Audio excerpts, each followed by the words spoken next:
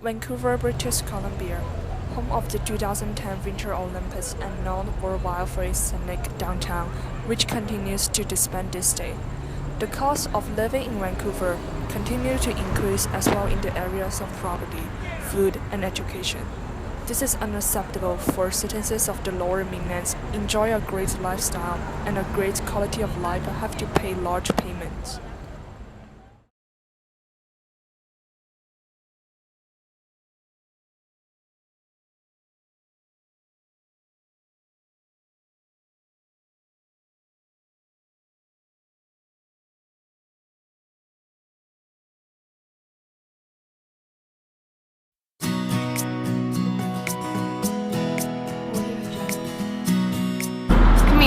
Chris.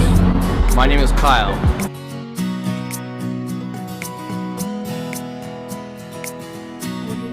At least. Yeah, I do. Maybe not exactly $15, but considering Vancouver has one of the highest costs of living in Canada and the lowest minimum wage, something needs to change, and that needs to come from our Premier, Christy Clark, our provincial government.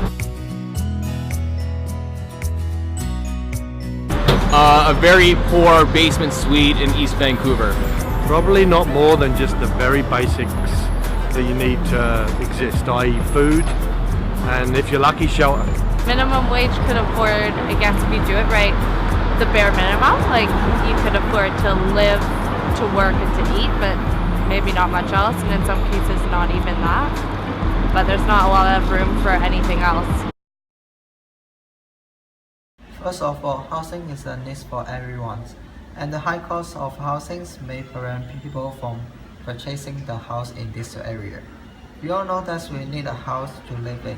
The largest and the most dominant factor affecting the price of a Vancouver house is foreign investor.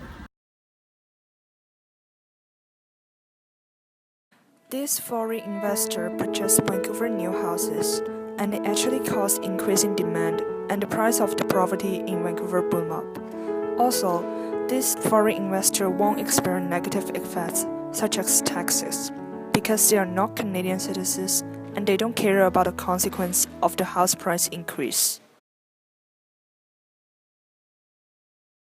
An interesting side has begun to surface in the area Vancouver housings, which are not able to meet high price of house.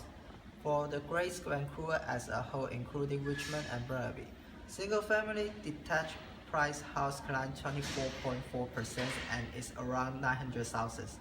Over the past 5 years, price for townhouse climbed 7.8% to 460,000, and condo price has increased 4.5% to 365,000.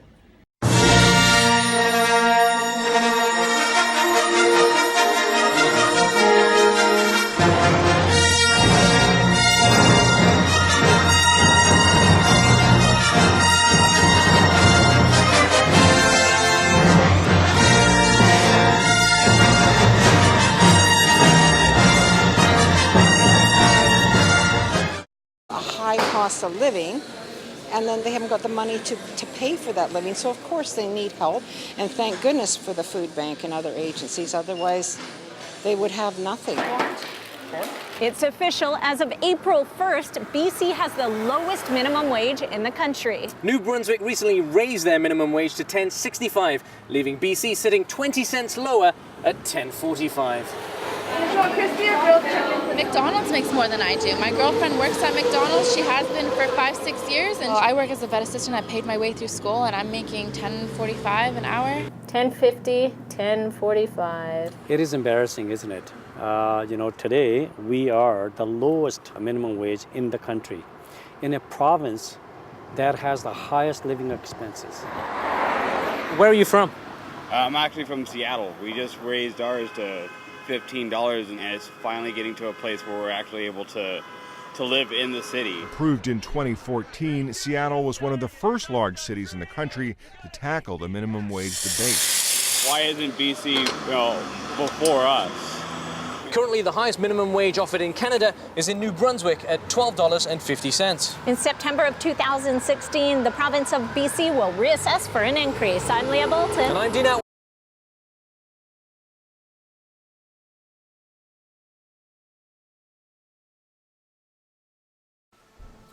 We think you'll agree that a person working a full-time job should not be living in poverty, and that hard-working parents should be able to support their families. But in BC, a $10.45 minimum wage doesn't even come close.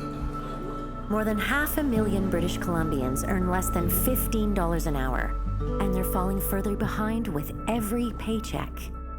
82% of these people are over 20 years old. 2/3 do not live with their parents, and over half are women. The solution to poverty wages is to end poverty wages by raising the minimum wage to $15 an hour. Across North America, people are making 15 a reality. All we need now is for you to bring some of these people to tell these people to make it happen in BC. So now we understand how minimum wage benefits for our life, but actually who will get the advantage from raising minimum wage?